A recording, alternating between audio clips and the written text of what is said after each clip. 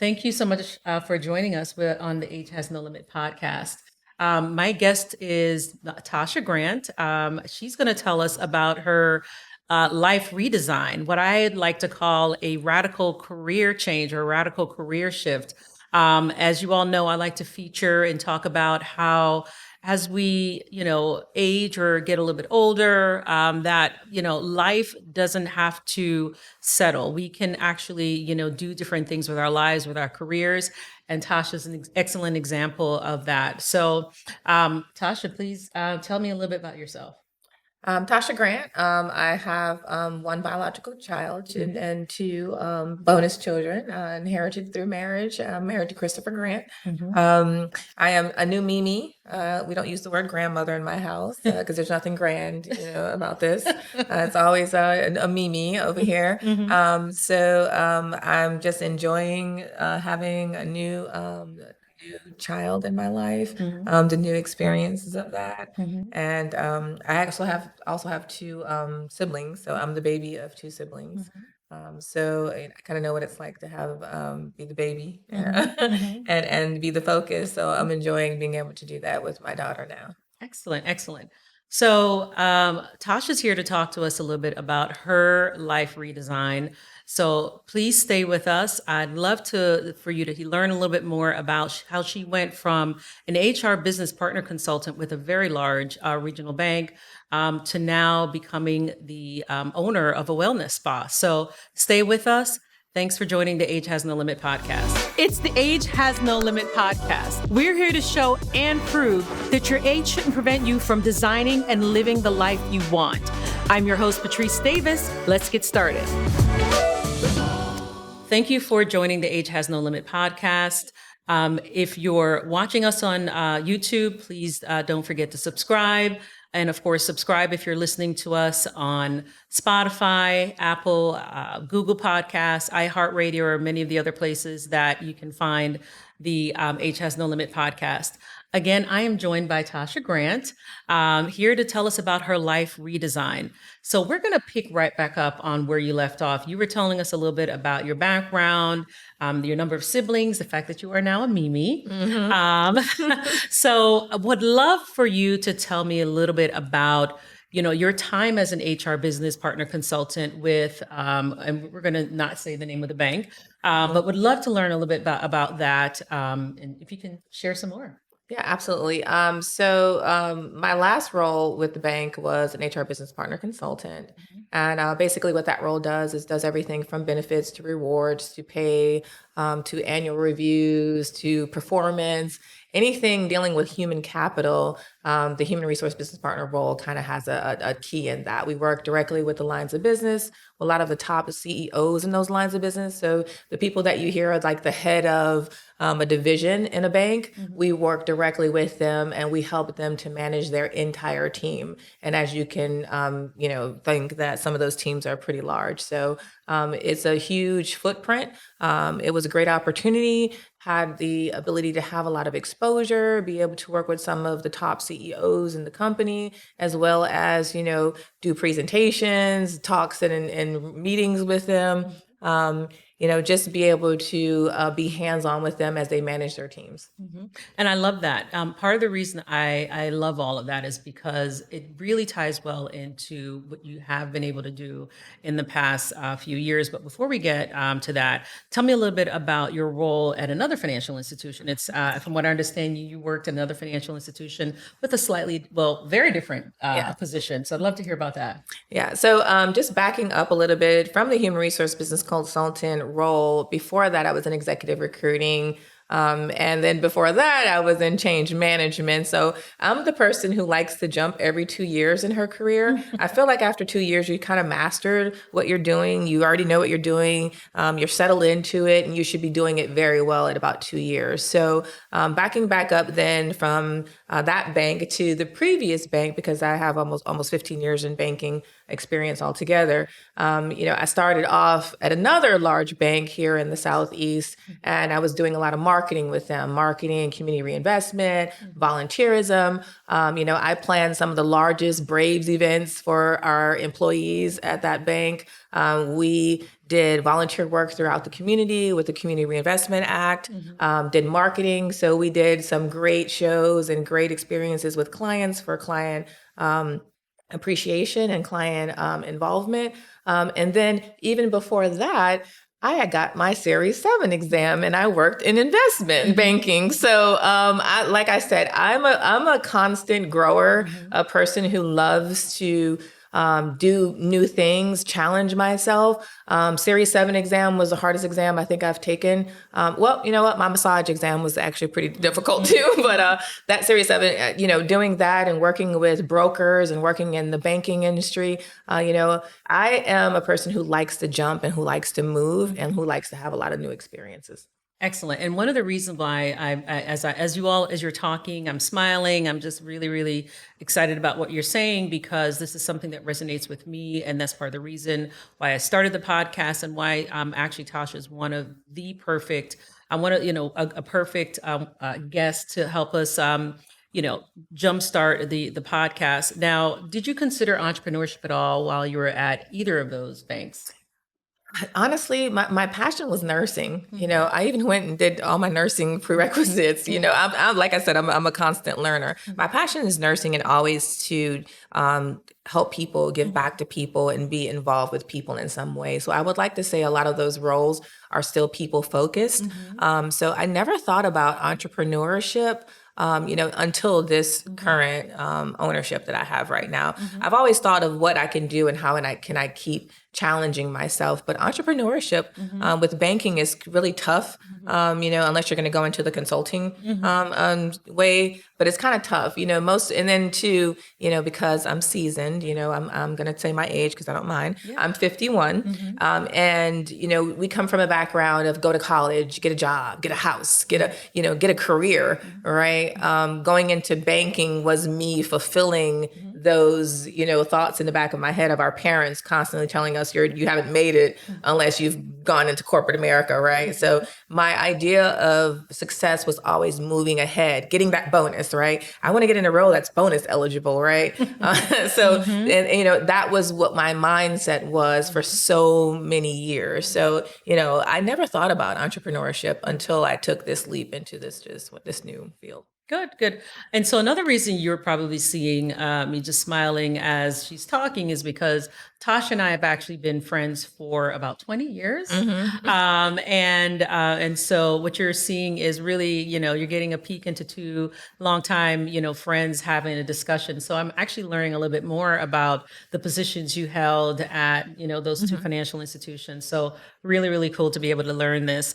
Now, you said you've always wanted to care for people as a nurse, and then you actually started caring for young women who had surgeries. So tell me about that. So I think the passion behind wanting to be a nurse and wanting to care for people and have an impact on people's lives really happened when I had the opportunity to escort a couple young ladies to Miami for cosmetic surgeries.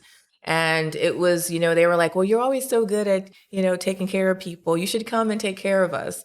And I took a leap of faith. My daughter and her friend were the first ones that I did. And I just really enjoyed it. Like there was nothing that was not enjoyable. And trust me, I did some things that some people would not think were fun to do. Wore some gloves and cleaned some areas that were not areas that most people would want. But it never bothered me. I did it with a smile. It was a passion of mine to take care of and then the gratitude and helping someone in such a state of vulnerability, and wanting to help them to be the better version of themselves. I really buy into people wanting to be a better version of themselves. That was my first step into knowing that there is something out there that I have a passion for. How do I mix that passion with my purpose? Yeah. Right. Yeah. So that was how it like a light bulb. I did it once, and then I did it again because they were like, you did it so well, do it again. And they actually added more to the trip. And I thought I would be overwhelmed again. But it was a light bulb for me. And that was the start. Yeah.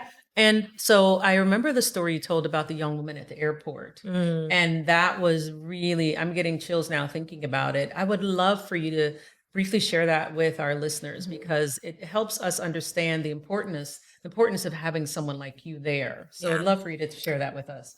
So when I take care of someone, especially with post-op care with cosmetic surgeries, it's from the beginning to the end, right? From when you first touch down or when you first start your journey, I go with you to your appointments. I talk to the doctor with you. I'm completely involved with you in that. It's like having a surgery sister, right? But I'm like more of a mom, a surgery mom with you. So we were coming back in the airport, and I was making sure the girls were all at the gate. Making sure they're comfortable, making sure everyone's at the gate, getting on the plane. Everyone had wheelchairs, and I saw this young lady who was pulling a bag, and I could tell she was in a lot of pain. I could tell she had already had surgery, and you could see the tears in her eyes. And unfortunately, she had stayed at a recovery house, and they dropped her off at the front of the airport. And she dragged her bag from the front of that airport in Miami all the way to her gate. And you could see the pain in her. And she was trying to talk to the front desk, and I had to do something. So I went over to her and I said, "Did you have surgery?" And she was like, "Yes." And I could tell you're in a lot of pain. Let me help you. So I told her, "Sit down." I went and talked to the airline and told them that she needed a wheelchair. When she got off the plane to wherever she was going, they needed to add a wheelchair to her. I helped her onto the plane. I literally stopped what I was doing and helped her into her seat, made sure she was comfortable, asked her if she had medication that she needed to take, or showed her how to sit on the plane comfortably, and then for a moment I forgot I had other patients, but but she was in such a need, and I felt so bad for her because I could tell she was in a lot of pain, and she thanked me, then I came back off, and they were like, "Ma'am, you can't come back off after you get on the plane." And that goes to show you how wrapped up I got into trying to help her. And then, that was another one of those moments when that light bulb goes off and you say, there's a purpose for me out there, and there's something that I'm called to do and something that I'm meant to do. And from that day forward, I just knew that this was my calling. This was something I was meant to do. Absolutely. And that's a fantastic story. I didn't forget it. So Yeah. those are the things that hit you in the soft space that are always the soft spot. So tell me a little bit about the journey that caused you to redesign your life. So I know that you also, of course, received your certification as a certified lymphatic massage therapist. If you can briefly describe that, and then how that all rolled into your role now as the co-founder of a successful wellness spa. Would love to learn a bit more about that. Yeah, I would like to say that the journey happened overnight, but it didn't. There were some bumps and bruises along the way because I was working in corporate America and I was making a good salary. I'm not gonna lie, I was making a salary that most people would not leave to go to do something as an entrepreneur. I had benefits. I had comfort. I worked in air conditioning. I went to work when I wanted to. I came to work and I had lattes and conversations and went on to events. And it was not, I'm not trying to make it out to be like it was such a bad job. However, there's a lot of challenges in corporate America with nepotism, favoritism, and there's just a lot of things in corporate America with the shift of different ages coming to corporate America, right? The dynamics have shifted a lot. So it's no longer just work hard and you get to the top, right? So having said that, backing back up, when I got an opportunity, the bank I worked with was starting to merge, and it was going to be a larger bank. And whenever one bigger bank buys the other bank, there's always a downsize, right? So I didn't get cut during the first downsize. I was there and working in my job, but I knew it was coming, right? We know, like if a company moves to a whole nother state, that's a cue for you guys, okay? If they're moving to another state and you're still in the original state, you might want to start thinking of other opportunities, right? Yes. So it did come. My ticket came, and I wasn't upset about it because that's how corporate America works, right? So when my ticket came, I really had to think about it. COVID told me one thing that I didn't realize is that COVID told me that I was spending a lot of time at work, a lot of time on my computer, a lot of time disconnected from the things that I wanted to do. And COVID actually gave me a pause. Like COVID was like a restart for me. I was able to exercise, go to the gym, feel good about myself, right? It's like a monkey was on my back, just getting up and going to work every day, and sitting in the bed late at night with my laptop was my thing. Like before I go to bed, I get online and I do work on my laptop. That's just normal. Yeah. So when it came time for me to decide whether or not I wanted to find another job in corporate America, and if anyone's out there in HR, if you interview for that job and you decline it, you damage your severance, right? So I had to think about it really deeply. Like, is this what I really want to do? Do I really want to go back into corporate America?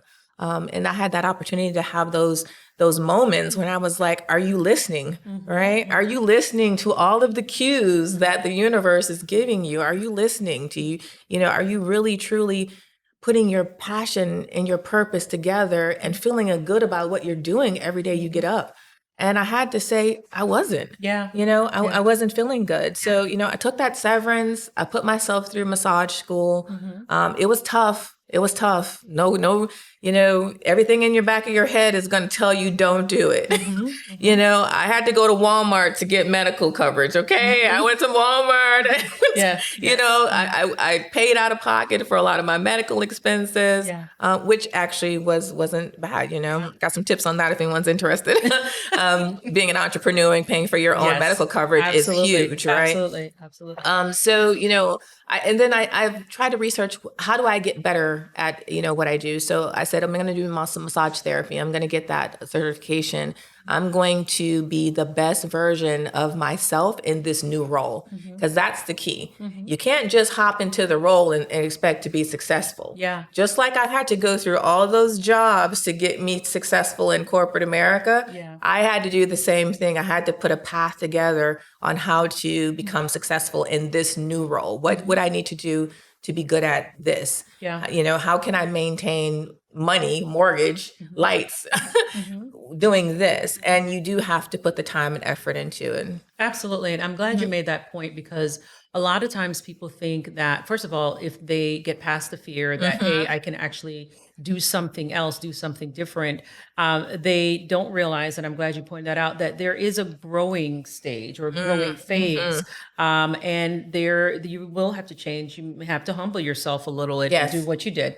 But it's so much, it's definitely worth it, because on the other side of that is the ability to have a successful wellness spa. So really, really, one of the things that I would like for you to explain to folks is what a lymphatic massage therapist is, because I think a lot of people don't know that. Yes. I did not know that until she started doing this. So please describe that for us. Okay, so a major system in our body is our lymphatic system, right? I guess the way people can understand lymphatics more is when you see people who have large edemas, people who have large limbs, pockets, that on their limbs. Those are edemas, which are full of fluid, right? That's how you know someone has some issue with their lymphatic system, right?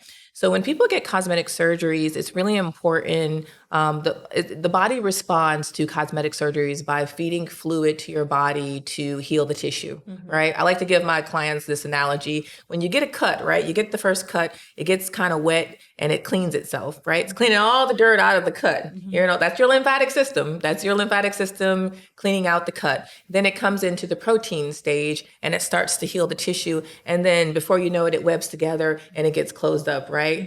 Your body's a machine. It's the most awesome thing in the world. I love the human body. So the lymphatic system is what's curing people. It's what's helping you cure. It's helping you get the swelling down. So lymphatic massages are a way for us. There's two different types of lymphatic massages. There's one that's more of an incisional drainage, where we actually pull excess fluid off of the body after cosmetic surgeries. And that one's really important because now with cosmetic surgeries, they're not putting tubes on people to pull that fluid off. They're leaving these incisions open, and they're expecting the fluid to come out manually, meaning it's going to drip out manually, right? So we help to pull that fluid out. And then the other part of that massage, which people are more familiar with, is lymphatic massage, which we move things through your lymph nodes, right? Your lymph nodes are a major part of your body and how it filters fluid and how it moves fluid through the system. So lymphatic massages not only help with, helping your body to process better, helping you to move fluid better. It also helps you with swelling, with healing, with inflammation. So those massages have become integral in cosmetic surgeries, right? I always tell people, show people a person who's never had a lymphatic massage after a surgery, and then a person who has, and it is tremendously different. People feel better. You're going to instantly feel better after a lymphatic massage. They're actually, athletes now are getting lymphatic massages, so they're trying to keep their body healthy and help to stimulate their lymphatic system to move things through the body. So I hope that helps to, without me pointing out the lymph nodes in my body, I hope that helps to kind of give you an idea of what it means. Excellent. Thank you, because again, did not know that. You just also shared some information that I was completely unaware of. Now, tell me about the mindset shifts that you had to make to move from corporate with the cushy job. By the way, she was the one that always had like the box. Didn't you have box seats? Yeah, we had suites. Set suite, the best seats at the Braves. Yeah, she had, and she's talking about, for those of you guys that are not in Atlanta, she's talking about the Atlanta Braves. Yeah. So she had all the hookups, right? Yeah. But now tell me what that mindset shift was for you to now, number one, get the lymphatic massage certification, then of course open up your own wellness spa with a partner. So would love to learn a little bit about that. Yeah, the mind shift is really the key word is humble, and you said that earlier. You do have to humble yourself, right? When you're making a shift into a new role. First of all, you have to humble yourself. You're not the person who invented it, right? So you'll have to start off at the bottom and learn, and don't be too afraid to do things to learn. I went and worked at Massage Envy. I worked an hourly job. Okay, I hadn't worked an hourly job in years, and I believe the pay was like $10 an hour. Okay, I don't even know when the last time I made $10 an hour. But I had to learn the massage business. I had to see it for myself from the inside. And I wanted to work their front desk to see what the interactions were with customers, to see what their systems look like, to ask some of the therapist questions, to kind of learn more about the business, right? I don't want to open up my own business without first taking the time to learn about the business that I want to be in. Sometimes your jump is just not jump straight ahead. It's more of a, side to side, right? Until you get there. So the mind shift is really, if I could say anything, is just humble yourself. Humble yourself and learn. I met my current business partner doing her massage. So let's just say that. Let me just throw that out there. Great. Yeah. I did my current business partner's massage. And if anyone has ever been on a massage table or any type of service where you have the ability to talk to someone for 45 minutes, you learn a lot about a person in 45 minutes. And her and I just kept connecting. And I kept telling her how I love what I was doing. I worked at a major, a large clinic here that does cosmetic surgeries. And I was seeing women every day. Like I would do 200 massages a week. Right. These are people who've had surgery. So I was learning so much, and I had all of this information, and I wanted to do more. I was doing mobile massages. I was working 16 hours a day because it was just, the money was really good. Money, I kind of had to slow myself down because I was going to burn myself out by trying to get too much of that.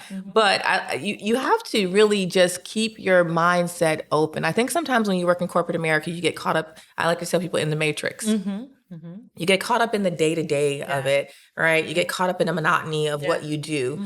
And when you're an entrepreneur, it's a little bit different. You have to watch the signs. You have to be cognizant of the people that you're interacting with and how that person can somehow help you or affect your growth, right? If it's just learning, can you tell me where you got that from? Or, oh, that's a great idea. That's so interesting. Can you share that with me? And I met my current business partner doing her massage. I mean, let's just really think about that. Doing her massage, we are now business partners, and we are doing so well. We are turning a profit, and we haven't even really reached a year. People don't turn profits in a year for their own business, right? But I always knew that this was a niche. When I was in massage school, one thing about me is that I can always see a good thing in, you gotta watch the signs, you gotta watch the waves and the trends. That's another thing for the mindset. Yeah. Be up to date with the trends. Yeah, What's going on in the market? Yeah. You need to stay abreast. Yeah. We just invested $3,000 in a machine. You know why? Because it's people want to see new innovative ways of getting things done, right? I can't just walk in there and massage everyone every day and expect to have all these clients coming in.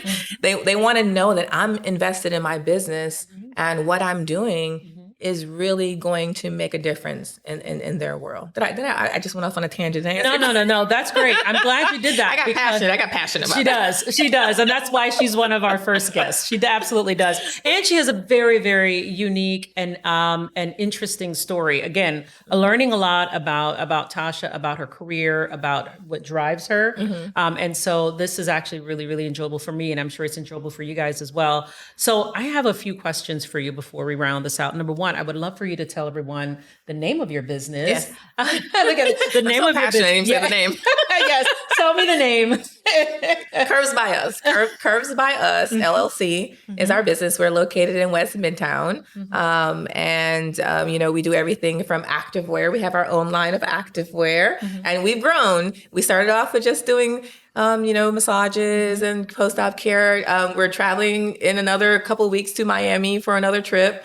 We've been to Colombia. We've trained in Colombia. The country. Yes. Colombia. Yeah. We've gone to Colombia for a week and trained in Colombia. We are truly making what we do a one-on-one approach. So we don't have a one-size-fits-all approach. So you won't come to us and have a price that's going to be a la carte for everything. You're not going to know what you need for your body. I do, right? I'm the specialist. Absolutely. Right. And to expect you to know what to pick from a cart of charges is not. So we price things affordably, and then we look at you and we consult with you one-on-one, and we make the determination what's best for your body. And we also educate and talk you through that as we go. We've branched out into so many things. We have activewear, we have shapewear, we have fajas now, we have our own line. So we're continually growing, and every day it's like, oh wow, we can, we're doing this. We're really doing this, which is just exciting to be able to do something that I'm passionate about.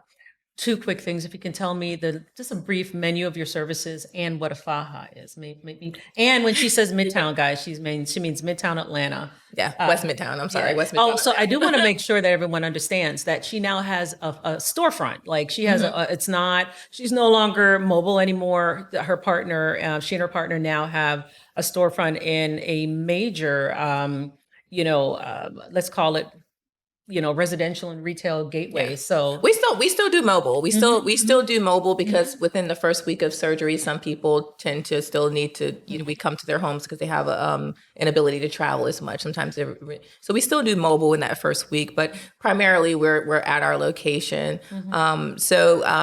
We do everything from post-op care, which means everything from your garments to what you need.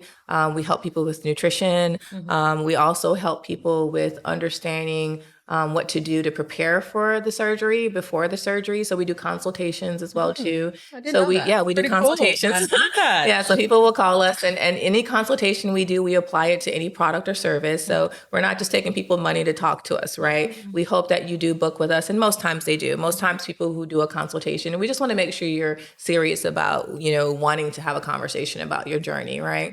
We do fajas. We have fajas, Colombian fajas. A faja is a garment that's used that you put on after a cosmetic surgery. And what it is, it helps to add compression and it helps to feed the fluids to your lymph nodes, right? So it's really important to have that as part of the stage. We also do, workout wear, active wear. All of our wear is tested, and we wear it first. So there's nothing that we have that we haven't, worn, tried on. And trust me, we don't buy everything. We ship from a vendor overseas. So of course, we don't buy everything and it's branded. So we have to get it from overseas first, put it on, try it, put it to the test, wash it 1,000,000 times. I love that. Yeah. Quality assurance. Yes, absolutely. And that's one thing that I've learned in corporate America is that you have one impression. Yeah. You have one time to make an impression, and take this with you if you're trying to be an entrepreneur. You have one time to make an impression, right? Your first impression is a lasting impression. Never be too busy to talk to a client. Never be too anxious to make money from that client. Get to know your clients, understand what their need is, and understand if you're the proper fit. I have turned clients away because we're not the proper fit. There are certain things that are, people want to fix on their bodies that we are not equipped to do. I don't have the license to do that, right? So understand what your niche is and what you can and can't do, and be okay with saying no. Absolutely. Be okay with saying no. All money isn't good money. Yeah. That's so true. All money isn't good money. So now, what does an age has no limit life look like to you? Oh, the age has no limit. I truly am. I'm sitting here toying with going to nursing school, guys. Like, honestly, I've already done the math. I'm like, I've already done the prerequisites. If I do another 2 years and I could take the license, I could be a nurse for at least 10 years. Yes. Let me see, how could that grow my business? I could do Botox. I could do IV hydrations myself. Yeah. I could do, and then I'm thinking of all the things that I could do versus me trying to find someone. Here's the issue with being an entrepreneur too, is that you have to understand your quality, and you need to make sure people are aligned in your business that are going to give the same standard of quality as you will give, right? So that's why I'm like, age has no limit for me, because I'm thinking, I may not be able to massage in another 2 years. Absolutely. So what other things can I do to elevate myself and my business so that I can maintain my business? What's the next step? Absolutely. Do I want to add an esthetician to do facials? Yeah. So age has no limit for me means that long as you're healthy, you have health, strength, and the willpower, and you can get up every day and put your foot forward and walk toward a goal, then there is no age limit to that. There's nothing to say that, you have this amount of time to achieve that. If it is truly a passion of yours, if it takes 2 to 3 years, trust me, when you wake up every day, I wake up every day and my job is not a job to me anymore. My job is my passion. I enjoy it. When I have 6, 7 people that I'm doing that day, and you know what I could do to get me through the next one? You got one more. And they need you. Yeah. And it's worth it. Yeah, absolutely. So age has no limit to me means that sky is the limit. I hope to be 75, 80 years old, saying the same thing and maybe surfing at 80. Love it. Maybe surfing at 80. She's done everything else, so I wouldn't be surprised. Hey, the water's cushioned. You know what I'm saying? I could probably do it. I know. Now, do you have a bucket list? And can you share one thing on your bucket list? I have a bucket list? The one thing on my bucket list is skydiving. I want to go skydiving. Just trying to figure out how to do it because, there's a risk involved. So maybe me and my husband can't go at the same time. Who's trying to figure out who's going to share it with me? Maybe Patrice would like to go skydiving. No. Girls trip. No, not that kind of girls trip.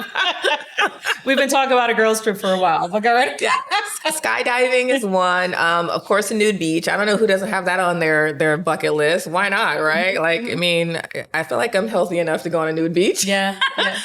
Nude beach, skydiving, travel. My bucket list is to go to Hawaii. I haven't been to Hawaii yet, and I always get so busy, and I'm always like, I need to plan it. But more travel, and I think that's another thing about being an entrepreneur. You have to learn how to treat yourself, and it's hard to do. Yeah, that is hard to do. You will, she will, because I figured it out, and I miss. Yeah, so she definitely will. And then my final question for you: if you had to do it over again, what would you have done differently, if anything?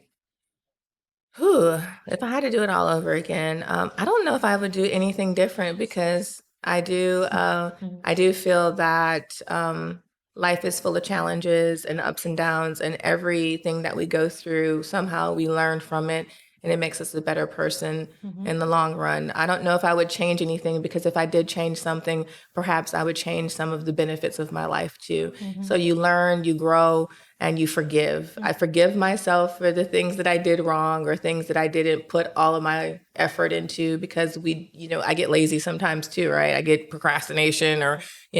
So I don't know if I wouldn't change anything. What I would do more is more forgiveness and more grace with myself. And I think if you give yourself forgiveness and grace, you wouldn't regret Okay, absolutely. And we will end on that note. I want to thank again Tasha Grant for coming and sharing her wisdom with us, her experience, her career, her life experiences, some of the decisions she's had to make. And again, I think she is an excellent addition to the No Limit tribe. Thank you again for your time. And You're welcome. Thank you for having me. thank you all for joining us. I wanted to recap some of the highlights of my conversation with my guest, Tasha Grant. During our conversation, Tasha shared some of her experiences working for 15 years in the banking industry, being one of the internal HR consultants that work with some of the VPs and chief executives of two large regional banks. She also shared that when she was given the opportunity to potentially return to that world, she decided instead to pivot and invest in herself. Investing in herself and taking another direction required her to take maybe one or two steps back in order to be able to take a huge leap forward. Now Tasha is able to fully redesign her life, fully redesign her career. But I learned during our conversation that this isn't new. Tasha likes to take on new challenges. She takes them head on.